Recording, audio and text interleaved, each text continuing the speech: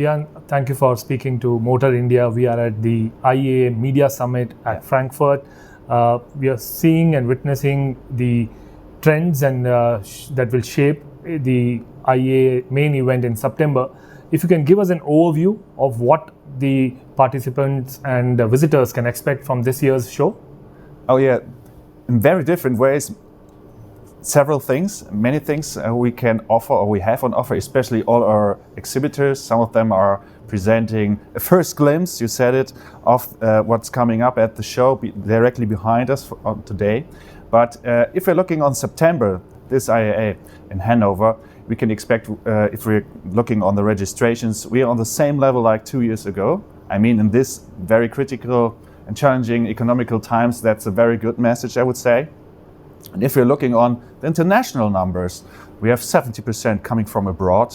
If we're looking on the top 5 countries, it's China with a huge plus, France, Italy, etc. India also with a plus of 10%. We can see that in our numbers. So there are many exhibitors coming from India. What we also can expect is much more experiences. We have the largest number of test drives with us this year the IAA ever had. So all our visitors can experience all the new vehicles on the fairgrounds. That's very cool. And you can expect many new solutions and products regarding battery systems, electrification, software-defined vehicles, autonomous driving. All that stuff can be found at this year's IAA. You touched upon briefly on the trends. Are there any specific that you are excited about?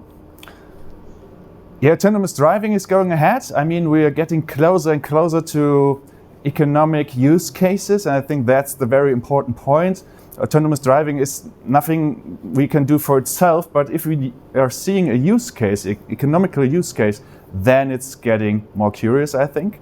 And we have several partners during the IAA which are showing autonomous driving features directly on the fairgrounds in the mixed traffic with all our visitors. That could be very, very cool.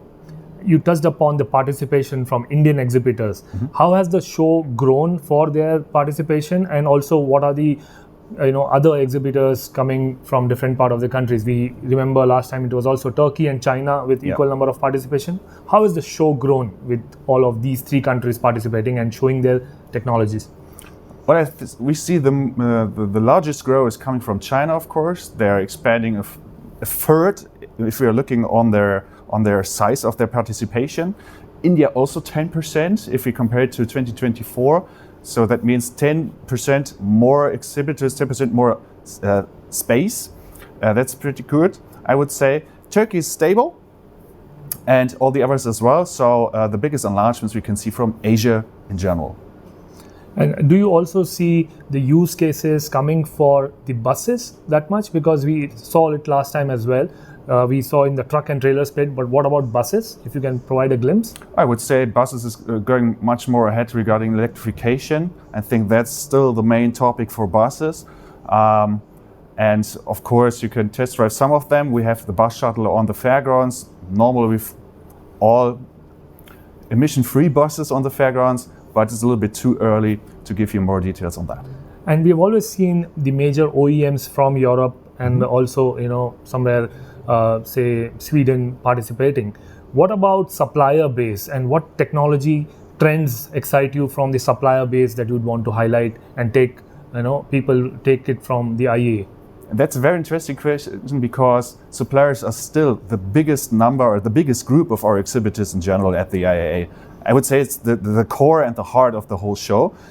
They are displaying the cool stuff, the really forward-looking innovations and all these things. As I said, it's all about automation, including automated driving, autonomous driving as well.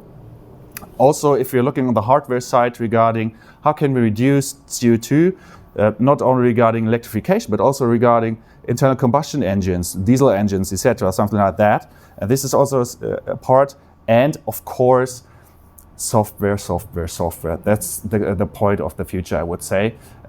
We have so many different suppliers at the show, so there's many things to explore and to discover.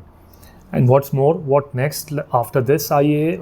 Are you also excited to keep churning new ideas and new halls and floor map so that you invite more participants and more innovation at the IAA Transportation?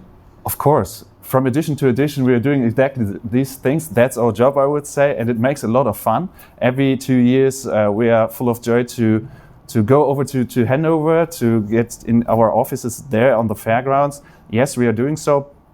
And if we're looking on the past years, I think we can see that we have a very good history behind us. We have very good developments behind us. I mean, I already mentioned we have a huge number of test drives. And this is one of our goals of our team, to expand the offer of experiences. Because how many truck drivers are still driving an electric truck? I think we have many truck drivers we should convince of this new technology. How can we do that? Not only with posters and text messages or social media. At the show floor, you can experience these things, get in touch with the new technology. And I think this is only one of the ways of the future of this show. And apart from the exhibition and the floor space that you offer, would you be assisting the regulatory bodies, the government and the OEM come up and speak at one platform in terms of some conference and seminars? Yeah, we have the IAA Conference, which is taking place on 3 days during the show. We have 3 different stages for that. Completely overbooked, really crazy. So there's a huge interest in taking part in that. There we will bringing up together OEMs on the one hand, suppliers, technical companies and developers, but also politicians, of course. This is only one part of getting in contact and bringing together politicians and OEMs or other companies. But we know that many politicians from Germany, from Europe, sometimes from abroad, are visiting the show and asking us for bringing them together with all our exhibitors. And I think this is one of the, let's say, superpowers of this IAA Transportation, that it's a place where you can bring those people together to get in touch. And as well, there's the very good situation, the opportunity for politicians to really experience the products they're mostly only talking about.